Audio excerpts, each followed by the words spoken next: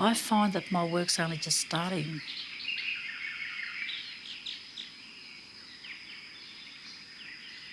I feel like I've stepped out of just myself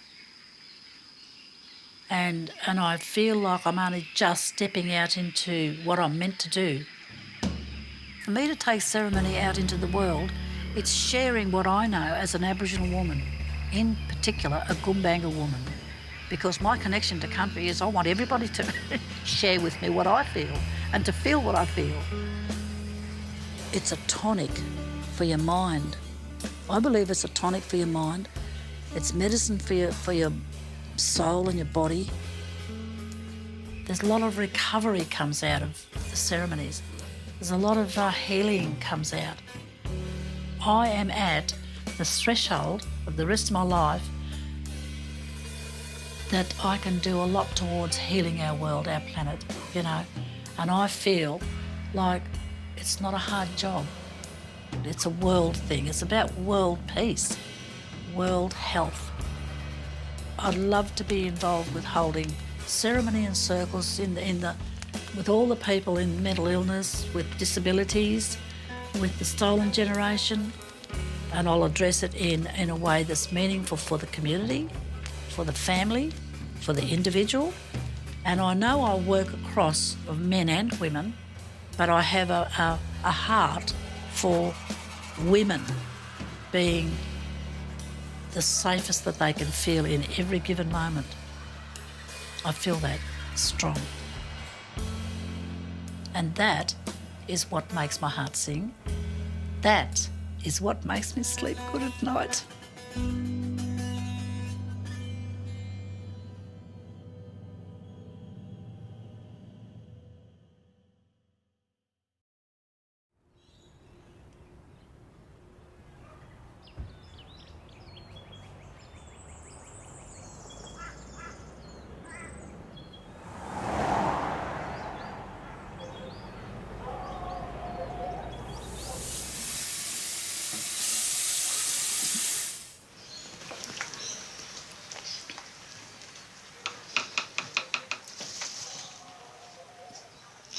What do you think? Looks nice. Looks tasty. A lot of nourishment in there. You're a good cook, Mum. Thank you. Okay, so that's that. This is over here. Just let me put it on the ground.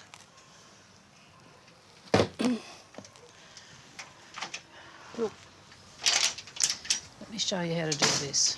See that there? That part goes here, like that. Okay, so it goes that way. Yeah, so Cheryl is, she's my daughter. Cheryl, she's been diagnosed with mental illness, which you sort of got to be in there to help with the quality of life, because she's got a different perspective on the world. Shopping, budgeting, cooking, eating, all of that stuff. It's not that easy. It's not easy. That's the basics.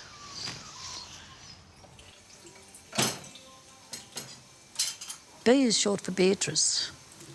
People identified me as an elder in this community, so I went sort of to B and then to Aunty Bea. So my name is Bea Balangari. I'm a Gumbaynggirr elder in this country here on the mid-north coast, New South Wales. I feel that all over the years I have a purpose, and my purpose is to address these social issues, and I've got time. I've got plenty of time to address that because nobody has to pay me. I can just do it.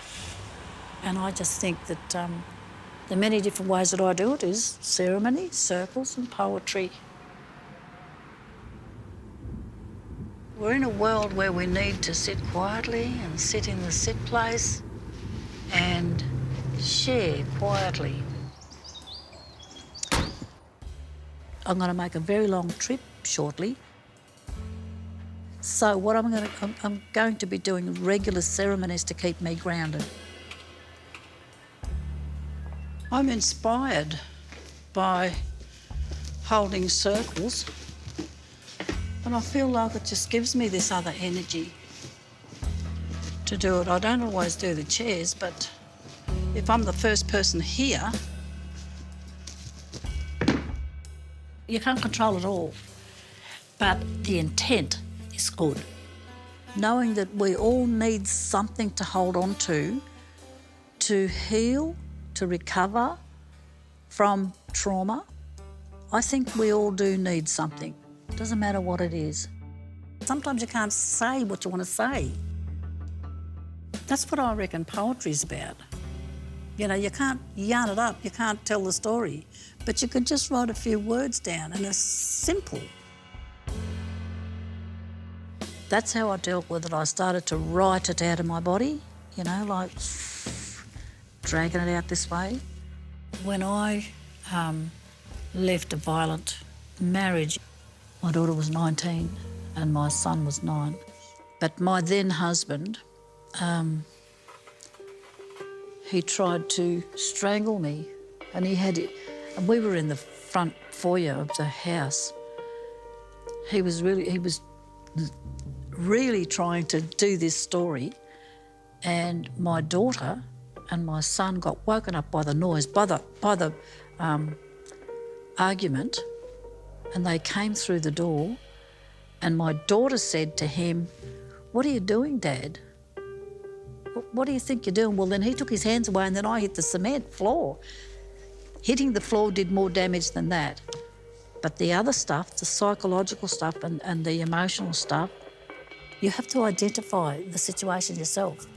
You have to know that that's domestic and family violence, because it's not only about being punched. A woman will break the cycle if she feels safe, because it takes some people a long, long time to break the cycle. It could be for any... I mean, you can just grab off the tree. You know, it could be for survival, it could be for keep the family together, it could be for money, it could be for whatever. Threat is another thing. You go and I'll kill you, that stuff. It could be because they feel safe in the cycle. Who knows? I can't profess to tell fellas what to do, but I would say that ceremony would go a long way for positive thinking, trauma recovery. I think the big thing that makes up me, who I believe I am, is my connection to my culture. I believe that has more influence over who I am than my experiences with family violence and my recovery out of that, because my connection to country is I want everybody to share with me what I feel and to feel what I feel. As a child, whenever we were in a difficult place, like not getting on with each other, niggling each other, us children, Granny used to say to Mum and Dad, you want to take those kids down to the water, go at the outgoing tide. Just go down there and sit in the water on the outgoing tide. Pain is hot. And so when you get in that crisp, clear water, it's cool. And just by being in that space, just looking at the water, all those dooley-gulls, you know, all those gunjawangis, they'll all go in the outgoing tide. And when it goes out there, you know, it's such a big, wide water, it's going to change it. Change all that terrible stuff that they're niggling each other, it's going to change back to good. That's where they used to take it. And you know what? I do that today. I take people to the outgoing tide when there's trauma and troubles. I do it for whoever wants to go to the water and get rid of the trauma.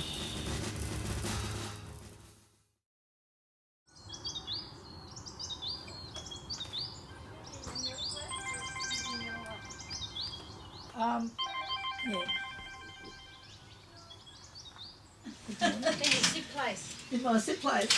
Sit place, ready and waiting. This is one of the sit places.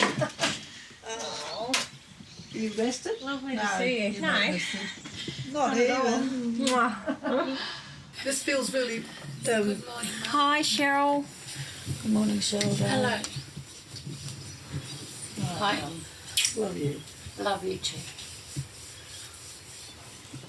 I was asked by the Institute of Architects to facilitate an Indigenous event at the opening of the Biennale in Venice, Italy. When I heard the theme related to water, the first person I thought of was Aunty Bea. It's fantastic, and I think it's really great that Australia on the world stage, you know, has an Aboriginal ceremony, you know, a contemporary yet spiritually potent ceremony at the centre of its, you know, its presentation to the world.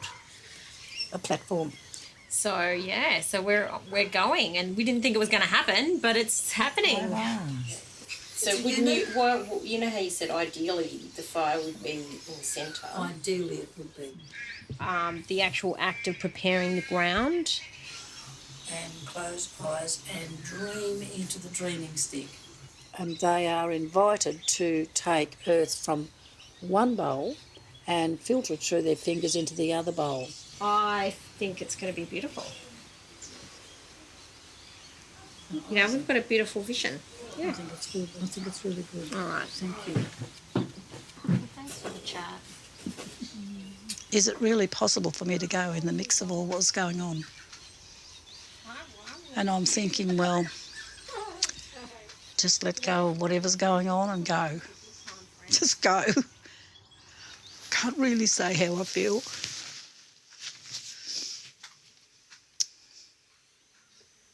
It's not a little acknowledgement. It's really big.